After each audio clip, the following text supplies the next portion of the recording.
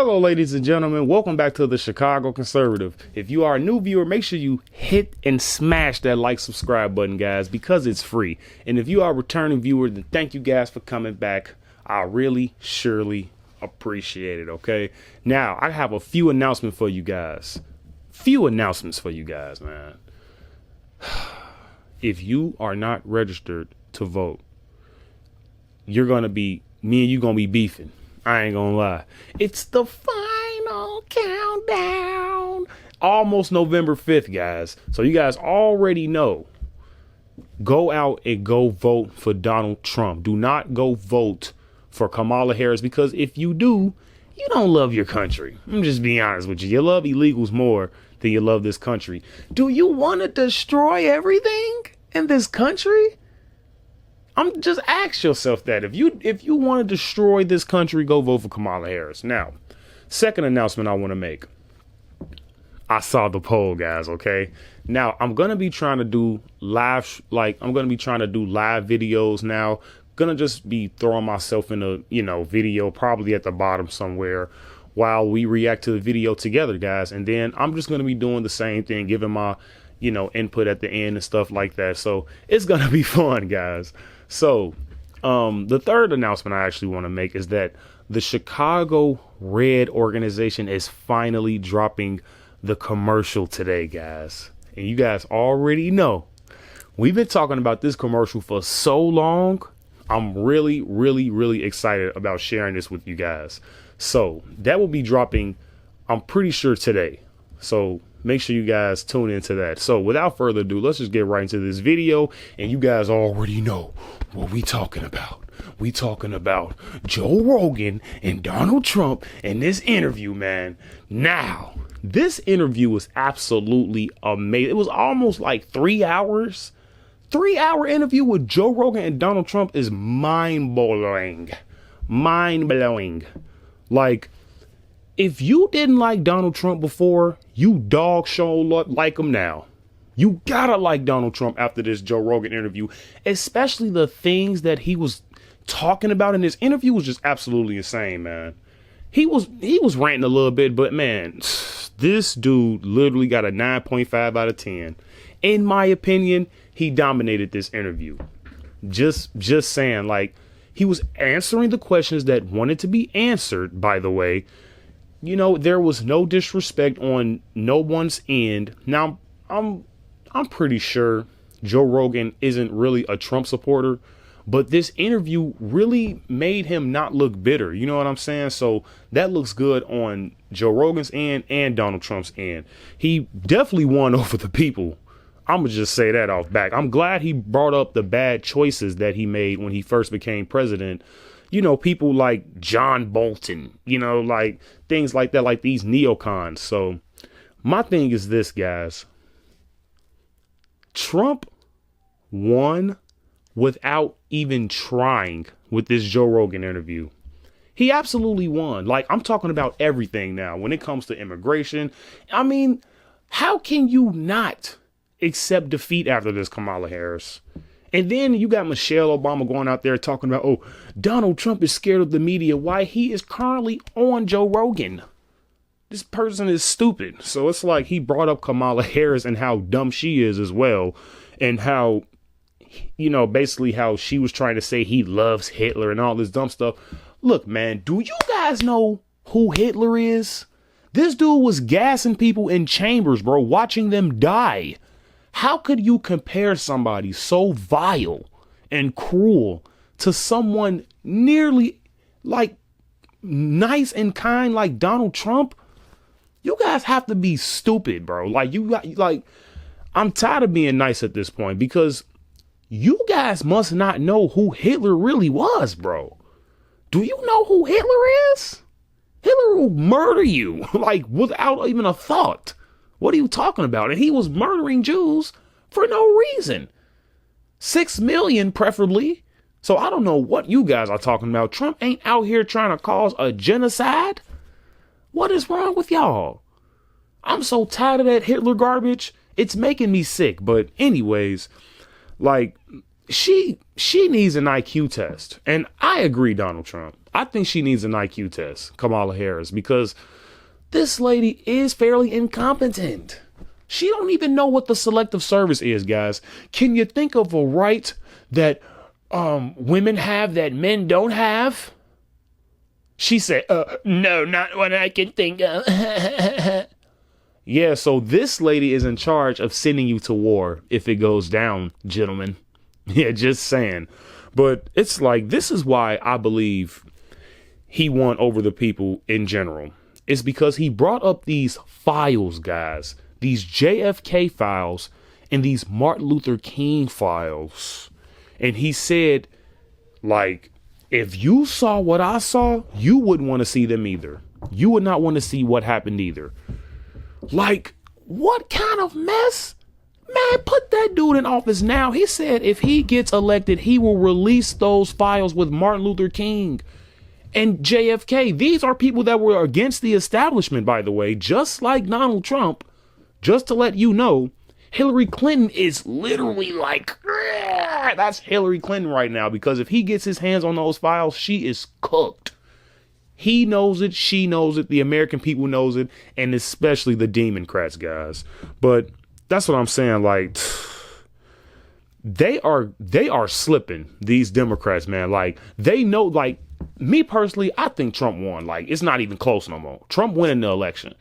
But they're plotting, guys. They're going to do something when after Trump win, they're going to say, oh, he cheated, Russian collusion. And like, I might want to hear that. Okay. But you guys be the judge of this, guys.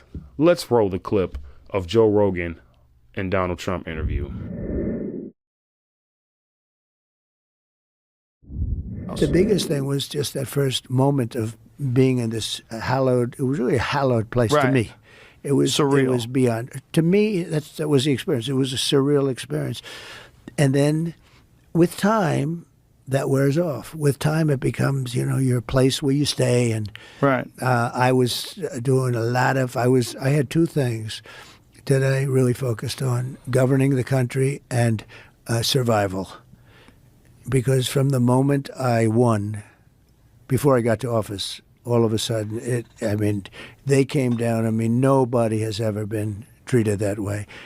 And you see that. You see where in the Washington Post very early on, they said, well, now the impeachment stuff starts. And it did. It literally started from the beginning. So I had survival and run the nation. I had a combination. Most people don't have the survival. They get in. Did you just float out the idea of getting rid of income taxes and replacing it with tariffs? Well, okay. Were you serious about that? Yeah, sure. But why not? Because ready? Our country was the richest relatively in the 1880s and 1890s. A president who was assassinated named McKinley. He was the tariff king. He spoke beautifully of tariffs. His language was really beautiful. We will not allow the enemy to come in and take our jobs and take our factories and take our workers and take our families unless they pay a big price. And the big price is tariffs. And he'd speak like that, but he was right. And then around in the early 1900s, they switched over stupidly to, frankly, an income tax. And you know why? Because countries were putting a lot of pressure on America. We don't want to pay tariffs. Please don't. Believe me, they control our politicians. The biggest mistake I made was I picked some people. I picked some great people, but you don't think about that. I picked some people that I shouldn't have picked. I picked a few people that I shouldn't have picked. And neocons? Yeah, neocons, or bad people, or disloyal people, or people that were just people bad. That were into the people you got bad advice. Yeah, you're reading about them a little bit today. A guy like Kelly, who was a bully, but a weak person. You know more about bullies than anybody probably around because you deal in a certain sport where the bullies are exposed very quickly. Yeah. But he's bad. Bolton was an idiot, but he was great for me because I'd go in with a guy like a John Bolton. John Bolton. A friend of mine called me up. I was picking Bolton, and he's a very smart guy. His name is Phil Ruffin. He's a very rich guy from Las Vegas. He's a great card player. He doesn't play cards, but he's a great player. He's just a natural. Got poker sense, right? The good old poker sense. And Phil Ruffin is a very, very wise kind of a guy, and very one of the richest people around and has had great success and understands people. So it was in that I was picking Bolton, or I picked Bolton. He called up. He said, "Don't pick him. Why? He's a bad guy."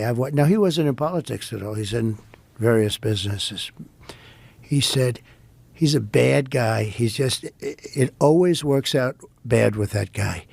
And I said, "Oh, man, I wish you told me this 2 weeks ago. I already hired him. He's here." And he was right. The rhetoric is also that you're Hitler, and that that's in order to stop Hitler, you have to do whatever it takes. That was okay, yeah. Yeah, and this is, I mean, you're hearing this now. Kamala said your love of Hitler yesterday. Kamala's a very low IQ person. She's a very low IQ. I'm for taking tests, too. I think anybody that runs for president they should give them tests. And it's not an age thing. It's not based. If you look back on history, 70s and 80s, some of your greatest leaders in the world history, long-time world history, they were in their 70s and their 80s. But I think you should take cognitive tests. I think they say it's unconstitutional. But That's ridiculous. I think Kamala should have a test because there's something missing. There's something wrong with her. What I wanted to talk to you about is the JFK files. And one of the things that you said was that if they showed you what they showed me, this was your quote, you wouldn't want people to know it either. So I opened them up partially. I was met from good people. Good people. People that were well-meaning. Mike Pompeo was one of them. He's a good person. They called me. They said, "Sir, would rather have you not." And I did open them, but I was asked by some people not to open them. There's a Martin Luther King file too, by the way, that they'd like to see. I don't know if you know, but there is that. But JFK in particular. So they called me. A lot of good people called me. People that that you would find reasonable people, and they asked me not to do it. So I said, "Well, we'll close it for another time." But if I win, I'm going to open them up. I'm just going to open enough. Why didn't you open it up the first time? Because a lot of times, what was the hesitation? Though? Addresses, people that are still living. There are people that are affected, and there could be some national security reason that I don't have to necessarily know about. But some very good, talented people asked me not to do it. I opened it up, and then they said, "Would it be possible for us to do that a different day?" How much of it did you read into? I think it's going to be just fine to open it. Let me put it that way. I think it's fine. It's going to be time. It's a cleansing. It's really a cleansing. So I'm going to do it. I'm going to do it immediately, almost immediately upon entering office. Well, the thing, when people look at it from the outside and you sort of imagine what could be a reason why they would not release those files, it would be there's people that were implicated in the assassination. Yeah. Well, when there are living people, you generally tend not to want to do it. When people are still living. Living people that formerly work for the government. For the government, and living people that were somehow involved in it, and you tend not to do that. But it's time to open them. I can't tell you whether or not they're going to find anything of interest. And I did partially open. I think I've opened 50%, but I was asked not to do it, and I thought that was a reasonable ask, but now I'm going to do it. I'm going to do it very soon. You need a free and fair press. One of the things I like about doing a show like this, can you imagine Kamala doing this show? I could imagine her doing this show. She'd be laying on the floor. She was supposed to do it, and she might still do it, and I hope she does. She's not going to do it. I will talk to her like a human being. I would try to have a conversation with her. If she did this kind of an interview with you, I hope she does, because it would be a mess. She'd be laying on the floor comatose. You'd be saying, "Call in the medics." I got Macron of France. Good guy's like a friend of mine, but he's a wise guy. And he's a person that likes France, and he was going to tax our companies. I say, and I sent all the smartest guys. I sent Mnuchin. They all failed me. And I said, "I'll do it myself." And I called him. I said, "Emmanuel, you're taxing American companies. We're not going to allow you to do that." "Oh, Donald, I cannot do it. Nothing I could do. It's already been passed." I said, "Emmanuel, if you do that, I'm going to put 100% tariff on your wines and champagnes that come into the United States, and you're going to regret that you ever did it." He said, "Donald, please, that's not fair." Anyway, within about 2 minutes, he dropped the whole thing, and it was massive amounts of money against American companies. I have to protect American companies. So why doesn't the Biden administration do this? Because they're incompetent. They don't know how to talk. I want to talk about these files for a second. Trump said if you open these files, you wouldn't want to see them either. And he did not disclose this because there were people addresses on there of people that are still alive in the CIA or the government or of some sort of government.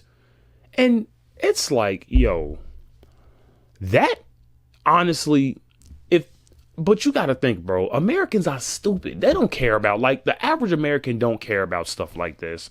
They care about if the Cowboys is playing today or something like that. And it's honestly ridiculous. But majority of Americans have common sense too, guys. That's why Trump won this election. He just won it by far with this one.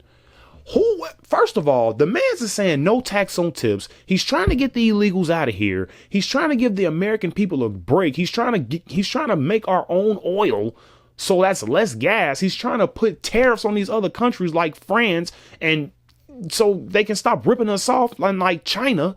Like, what else do you like? Kamala ain't saying none of that.